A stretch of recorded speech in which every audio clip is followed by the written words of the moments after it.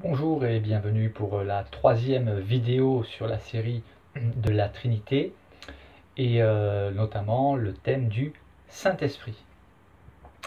Alors je continue de voir des vidéos qui paraissent sur internet, ça n'arrête pas, contre la Trinité, dont la dernière en date, le titre est très évocateur et très pompeux, oui, pompeux, avec Amos 3.7, un cadenas contre la Trinité. Cela me fait bien sourire parce qu'un cadenas, voyez-vous, il faut la clé de l'intelligence spirituelle et certains ne l'ont pas. Voilà. Il faut en fait, si vous voulez nier la Trinité, il faut que vous expliquiez alors qui est déjà, pour commencer, qui est le Saint-Esprit. Si vous n'êtes pas capable d'expliquer qui est le Saint-Esprit, alors chut, silence. Un peu de sérieux quand même. Voilà.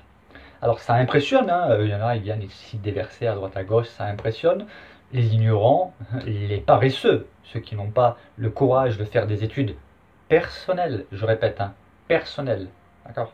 Encore une fois, personnelles, voilà, parce que j'ai l'impression que ça ne rentre pas dans la tête de certains. Des études personnelles et honnêtes, et objectives. Donc il faut être amoureux de la vérité, à partir du moment où on a des présupposés, voilà. Donc c'est une petite introduction, voilà, un cadenas contre la Trinité, ça me fait vraiment sourire. Et voilà, il faut la clé, comme tout cadenas, n'importe quelle serrure. La prochaine vidéo, ça sera quoi, un verset avec une porte blindée contre la Trinité. Bon, bref, voilà, un petit peu d'humour.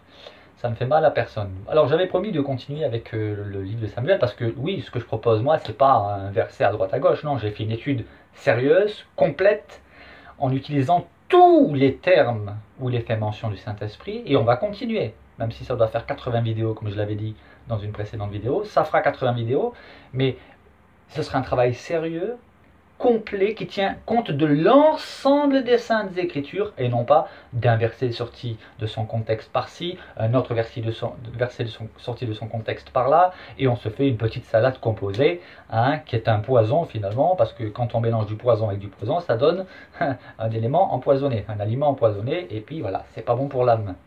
Voilà, surtout qu'il est question ici quand même du salut éternel. Donc nier la Trinité pose plus de soucis que de la constater. Je ne dis pas de la comprendre, mais de la constater. Alors, on va continuer avec le livre de Samuel. Comme j'avais promis, donc dans le premier livre de Samuel, et on est là avec l'expression l'Esprit de Dieu, parce qu'il y a 26 appellations différentes concernant l'Esprit de Dieu. Alors, dans le premier livre de Samuel, chapitre 10, verset 10, nous pouvons lire ce court verset que je vais expliquer. Lorsqu'ils arrivèrent à Gibéa, voici, une troupe de prophètes vint à sa rencontre. L'Esprit de Dieu le saisit et il prophétisa au milieu d'eux. Alors de qui s'agit-il? Il s'agit du roi Saül, puisque Israël voulait, comme les autres nations, avoir un roi. Donc Dieu leur a donné un roi. Et il fallait qu'il reçoive les capacités de Dieu pour être roi d'Israël. Bon, alors c'était le roi Saül, mais qui a été un mauvais roi, malgré tout. Parce que être saisi par le Saint-Esprit de Dieu ne garantit pas que l'homme de Dieu va rester intègre. Ça c'est quelque chose que je développerai dans d'autres vidéos. Mais le fait est là. Il fut saisi par l'Esprit de Dieu. Question toute simple, qui n'est pas compliquée, il n'y a pas besoin d'avoir fait 45 ans d'études théologiques. Qui est l'Esprit de Dieu qui a saisi le roi Saül? Mais cette question, je la reposerai régulièrement, souvent, et quasiment dans toutes les vidéos, parce qu'il faut que vous trouviez une réponse biblique à cela. J'y reviendrai. Donc, l'Esprit de Dieu a saisi le roi Saül, et qu'est-ce qu'il a dit? Il a dit qu'il prophétisa. Prophétiser, ça veut dire parler de la part de Dieu. Parler sous l'inspiration du Saint-Esprit. Mais encore une fois, qui est donc ce Saint-Esprit? Allons plus loin. Premier livre de Samuel, chapitre 11, verset 6. Chapitre 11, verset 6. C'est un petit peu plus loin dans la vie du roi Saül. Dès que Saül eut entendu ces choses, il fut saisi par qui? Il fut saisi par Dieu? Non, le texte nous dit il fut saisi par l'Esprit de Dieu. Et sa colère s'enflamma fortement. Alors on peut se poser la question, mais est-ce qu'on peut être saisi par le Saint-Esprit? et être enflammé de colère? Oui, parce qu'encore une fois, il faut lire le texte dans son contexte pour bien comprendre, parce qu'il y a ce qu'on appelle la sainte colère divine. Dieu est capable de se mettre en colère et Dieu est capable de nous animer d'une sainte colère. Jésus a été animé d'une sainte colère dans le temple, lorsqu'il a chassé les vendeurs du temple. Voilà. Alors, de quel épisode s'agit-il? Il s'agit de l'épisode où un dirigeant ammonite, un roi ammonite, voulait soumettre la ville de Jabès, en Galahad, qui se trouve en Galahad. Alors, eux, ils ont proposé une trêve. Et lui, il a dit, ok, j'accepte la trêve, et écoutez bien, à la condition que je puisse vous crever un œil à chacun. Et alors, ce que les habitants de Jabès ont dit, ben écoute, accorde-nous un délai de 7 jours, nous allons voir si dans Israël il y a quelqu'un qui peut nous secourir, et si personne ne peut nous secourir, nous nous rendrons à toi. Et cette information, ce défi, ce défi cruel, cette proposition cruelle est venue aux oreilles de Saül qui fut saisi par l'Esprit de Dieu, qui se mit en colère fortement et qui alla faire la guerre à ce roi ammonite, et il en sortit vainqueur. Mais là, le roi Saül, parce que nous savons par la suite que le roi Saül, l'Esprit de Dieu va se retirer de lui, parce qu'il va désobéir. Mais le fait est que, à ce moment précis, le roi Saül fut saisi par l'Esprit de Dieu, pas par Dieu, par l'Esprit de Dieu. Qui est l'Esprit de Dieu? Arrêtez de faire des vidéos avec des versets à droite à gauche, apportez-moi des réponses bibliques. Sinon, chut, silence. D'accord? Apportez des réponses bibliques, montrez-moi votre savoir. Faites des études sur l'Esprit de Dieu et dites-moi, bibliquement parlant, qui est l'Esprit de Dieu. Allons plus loin. 1 Samuel chapitre 19, verset 20. Saül envoya des gens pour prendre David. Ils virent une assemblée de prophètes qui prophétisaient, ayant Samuel à leur tête. L'Esprit de Dieu saisit les envoyés de Saül et ils se mirent aussi à prophétiser eux-mêmes. Alors là, il faut replacer l'épisode dans son contexte. À ce moment-là, donc, je vous invite à lire dans le premier livre de Samuel, chapitre 19, en entier d'ailleurs, l'Esprit de Dieu s'est retiré de Saül. D'accord? Il est toujours roi, il va rester roi encore de nombreuses années, mais il n'est plus inspiré par l'Esprit de Dieu, il n'a plus l'Esprit de Dieu sur lui. Il n'est plus saisi par l'Esprit de Dieu. Mais il va se passer quelque chose de surprenant. Il sait que David a été choisi par Dieu pour devenir le prochain roi. Et il considère David comme son ennemi et il veut s'en débarrasser. Donc l'Esprit de Dieu s'est retiré de Saül à cause de sa désobéissance. Et il en veut à David clairement, il envoie des hommes à 3 reprises pour se saisir de David. Mais à chaque fois, l'Esprit de Dieu va agir de manière surprenante, puisqu'il va littéralement saisir les hommes qui viennent pour capturer David. Ils vont être saisis par l'Esprit de Dieu, ils vont se mettre à prophétiser. Ça, c'est l'Esprit de Dieu en action.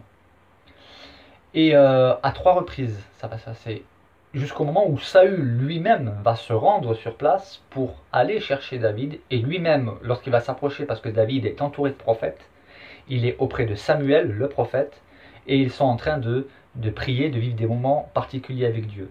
Et lorsque les ennemis de David s'approchent, donc les envoyés de Saül, à 3 reprises, et Saül lui-même, l'Esprit de Dieu agit de telle sorte qu'ils ne peuvent rien faire finalement, et ils sont saisis par l'Esprit de Dieu, au lieu de pouvoir s'attaquer à David, ils se mettent à prophétiser par l'Esprit de Dieu. C'est un épisode surprenant. Mais il est là, il est écrit.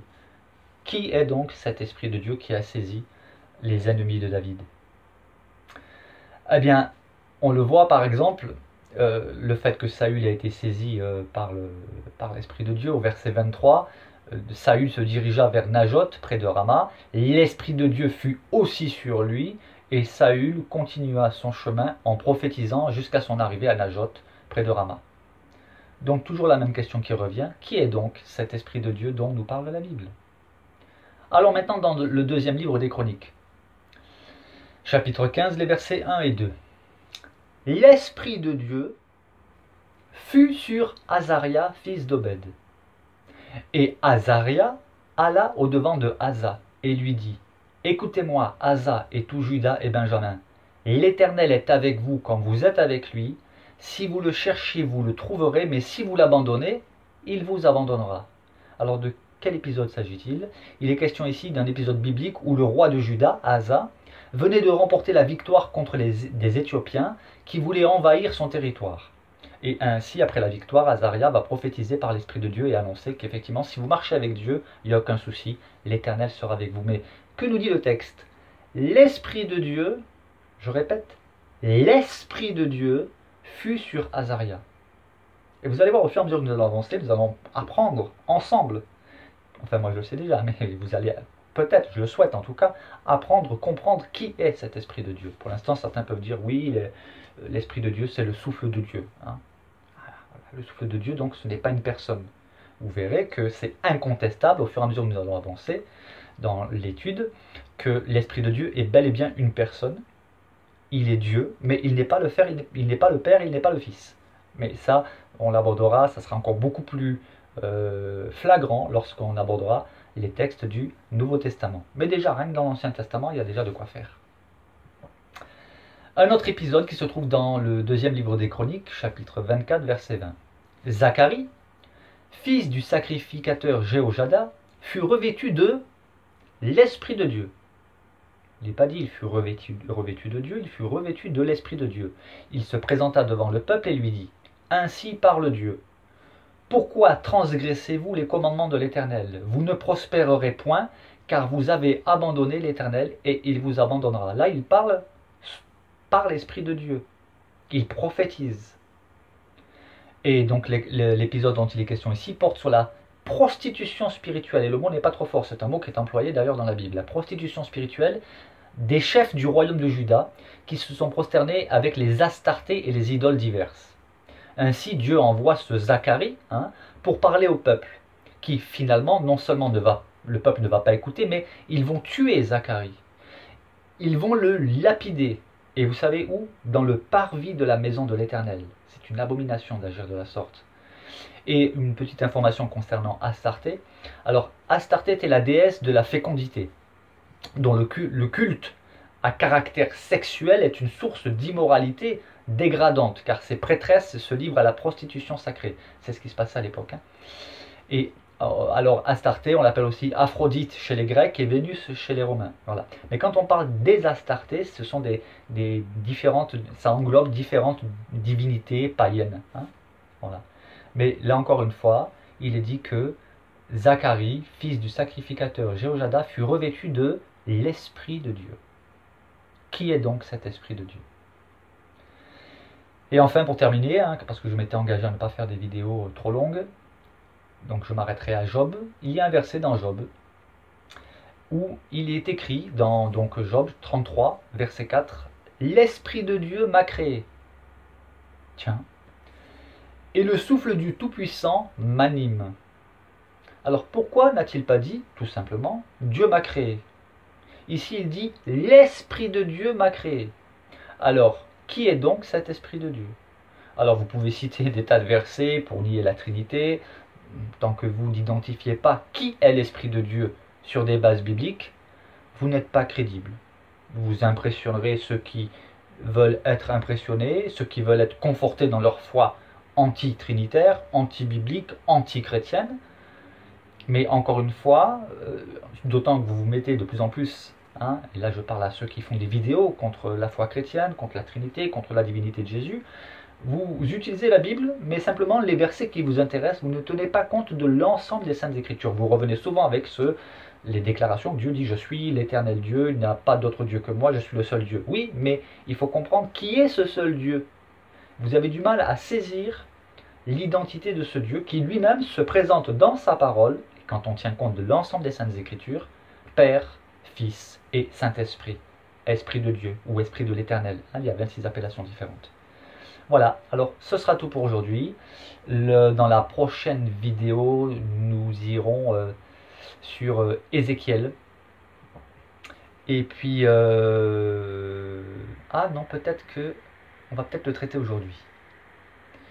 On va le traiter aujourd'hui, je vais le traiter aujourd'hui, bon il n'est pas compliqué parce qu'il y a un verset avec l'expression l'Esprit de Dieu. Mais nous verrons qu'il y a encore, surtout dans le livre d'Ézéchiel, il est fait mention de l'Esprit de Dieu, mais avec une autre appellation. Ça je vous le montrerai dans la prochaine fois, mais vu que c'est le dernier verset avec la mention l'Esprit de Dieu dans l'Ancien Testament, je vais vous citer le verset, il se trouve dans Ézéchiel chapitre 11 verset 24. où nous pouvons lire ceci. L'Esprit m'enleva. Et ici, nous avons dans ce verset 2 fois mention du Saint-Esprit avec 2 appellations différentes. L'Esprit et l'Esprit de Dieu. Alors, l'Esprit m'enleva. Et nous comprenons que c'est l'Esprit de Dieu.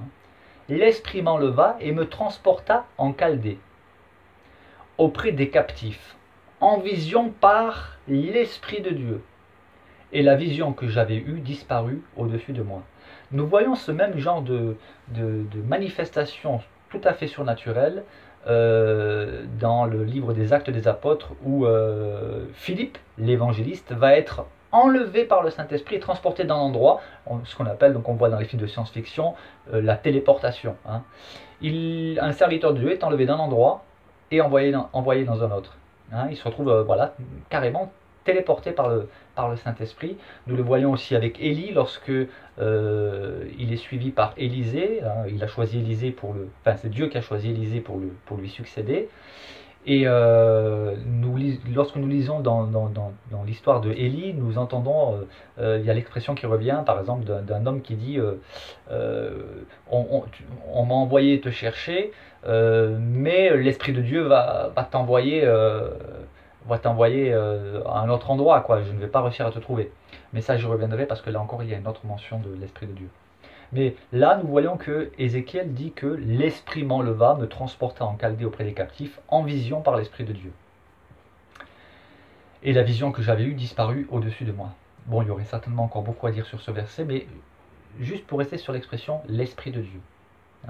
Qui est donc cet Esprit de Dieu qui fait des choses extraordinaires, qui donne de l'intelligence, qui interpelle, qui inspire, et nous verrons plus loin, qui enseigne, qui convainc, et qui peut être attristé. On peut attrister le Saint-Esprit, mais là, je devance un peu certains textes du Nouveau Testament. Voilà, que Dieu vous bénisse. Et pour ceux qui n'ont pas le cadenas, pour ceux qui ont le cadenas mais qui n'ont pas la clé, eh bien, priez et Dieu vous donnera la clé de l'intelligence spirituelle pour enlever le cadenas. Et même si c'est une porte blindée, il vous donnera aussi la clé. Voilà. Que Dieu vous bénisse et puis à une prochaine vidéo. Alors la prochaine fois, nous serons sur l'expression l'esprit, justement. Puisque certains pourraient dire oui, mais l'esprit, c'est pas forcément l'esprit de Dieu. Alors, l'esprit, nous verrons qu'il est bien question de l'Esprit de Dieu. Voilà, ça sera... j'ai oublié de dire que dans Ézéchiel, effectivement, il y a une fois la mention l'Esprit de Dieu. Dans Job, il y a une fois l'expression l'Esprit de Dieu, c'est Ruahel et non Ruach Elohim, mais ça ne change pas grand-chose. C'est le même sens. Dans le deuxième livre des Chroniques, il y a 2 fois la mention l'Esprit de Dieu. Et dans le premier livre de Samuel, il y a la mention 4 fois l'Esprit de Dieu. Voilà, je tenais à conclure avec cela. Au plaisir, que Dieu vous bénisse. Amen. Et qu'il vous donne les clés pour comprendre. Si vous avez des cadenas ou des portes blindées, on ne sait jamais.